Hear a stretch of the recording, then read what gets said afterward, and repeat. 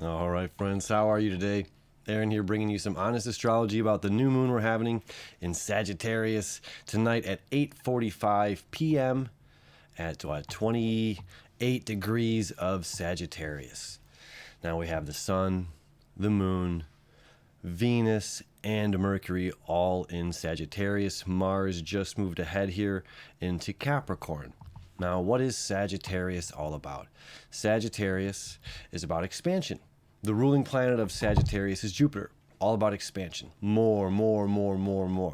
And Sagittarius is represented by the centaur, which is a half-man top with a human brain and the body of a horse, which means it can travel to far distances, cross greater terrain than a human being can, at a faster pace without wearing itself down. It can go through the, higher rivers and jungles and through the forest and all this stuff.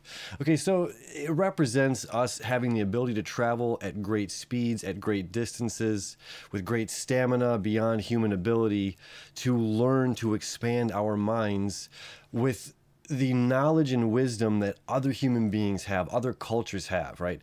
It's here I am sitting in Metro Detroit in the United States of America, and with breakthroughs in technology, right? Pluto over there in Aquarius, and us being in the Aquarian age, we have breakthroughs of technology, and we're able to learn what's happening around the globe at any country and any culture. We can study their religions, we can study their philosophies, we can study the way they do math. I recently watched this video of how they solve math problems in China, and I was absolutely blown away. And I was like, I want to learn that method because it was so different from what I was taught.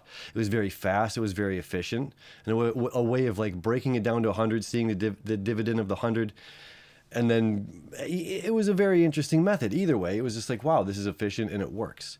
So it struck the curiosities to want to learn. All right. And that's exactly what's happening here in the chart. Venus is everything we love, want, and desire. Mercury is our minds, our thought process, our communication. The sun is the self showing up, as well as the light showing the way, the path. This is lighting the path, this way to go in this direction. Our emotional moon is lined up as well, saying, yes, I'm lined up emotionally, I'm lined up physically, mentally. This is everything that I want right now, is to learn, to expand, and to grow into more.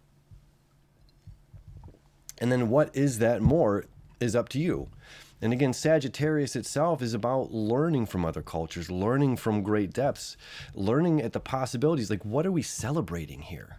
I try to talk about this every year when the sun moves into Capricorn and it's moving south, right? This is all flipped.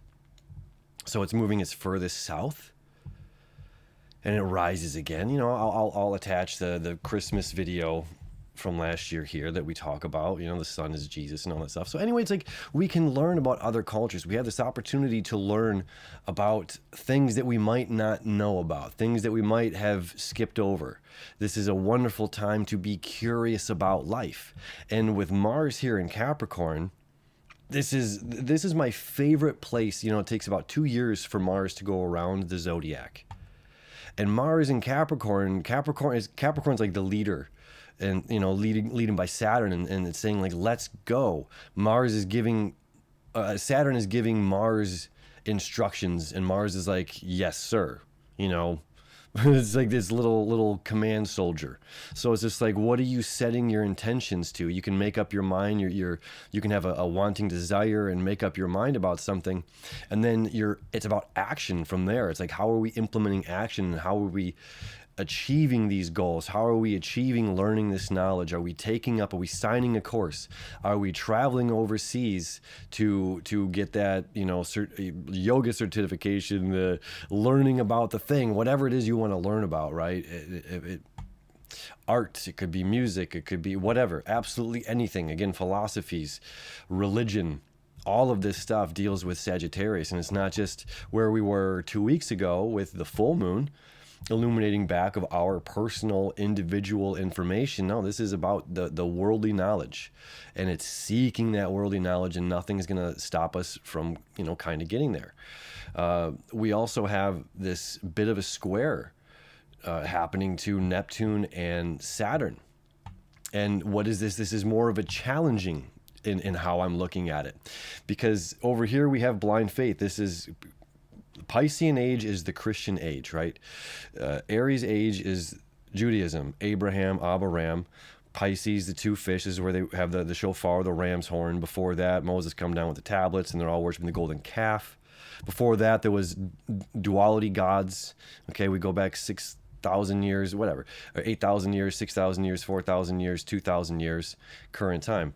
So it's just like we have this idea of just belief, which is the Piscean age of just belief and believe from our predecessors and believe what they told you and believe these stories that were passed down.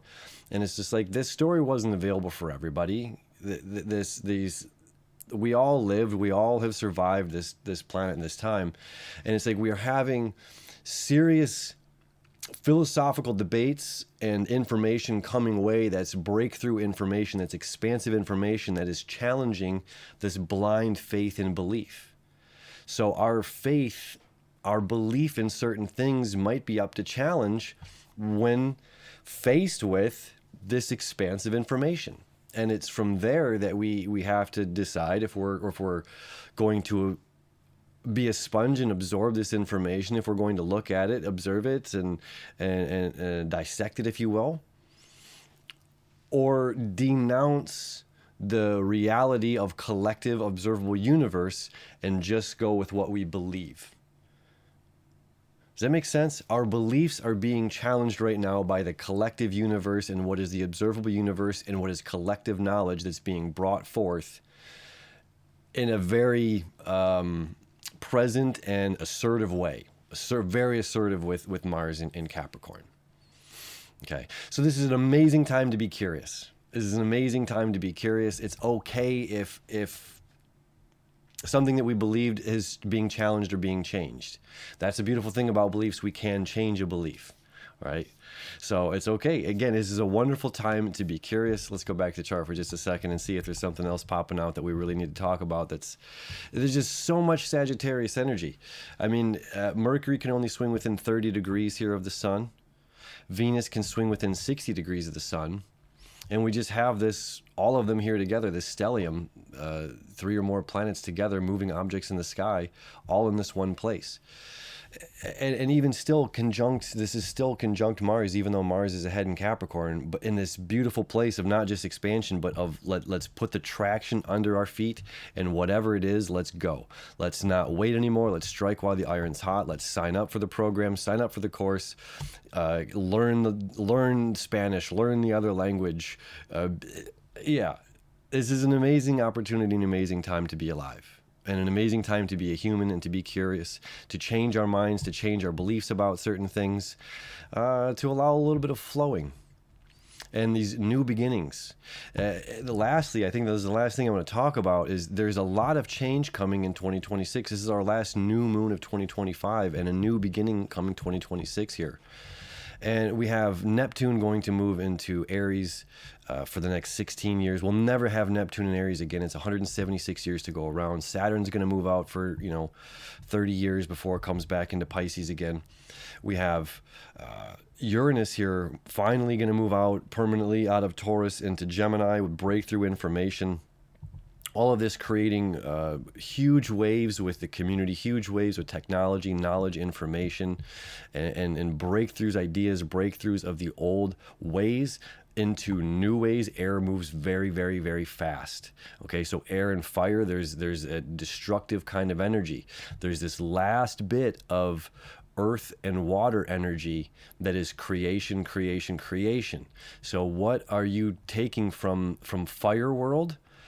Right, that's a good way to look at this and kind of end this. We're taking things from fire world and we're manifesting them with Mars traction under our feet, with Neptune belief and possibilities, with Uranus breakthrough and Taurus. Like we constantly changing things all the time, especially with this new information that's coming in, this new technologies that are coming in. So what are we taking from spirit world? What are we taking from the fire and manifesting into concrete, earth, and water, before those ideas now oops, I got to come back here to the camera. So it's like we're molding the clay. We're molding the clay for 2026. And it's saying, okay, what do we want to create? And then we put it, we create our mold. And then it's just like, now we've got a lot of communication information to be able to take that thing and run with it. So whatever ideas we're taking right now, whatever we're focusing on, whatever we're trying to expand in life, amazing opportunity to manifest that stuff and run with it and create the mold you need for 2026 to keep the production kind of running, because it's going to be very, very, very, very fast. Things are going to happen from very slow to extremely fast. So get ready, and whatever you feel like you need to learn before that happens, take the course, learn the AI program, learn the language, learn, study, observe, be curious, my friends. I love you. I wish you enough. And we'll see you soon.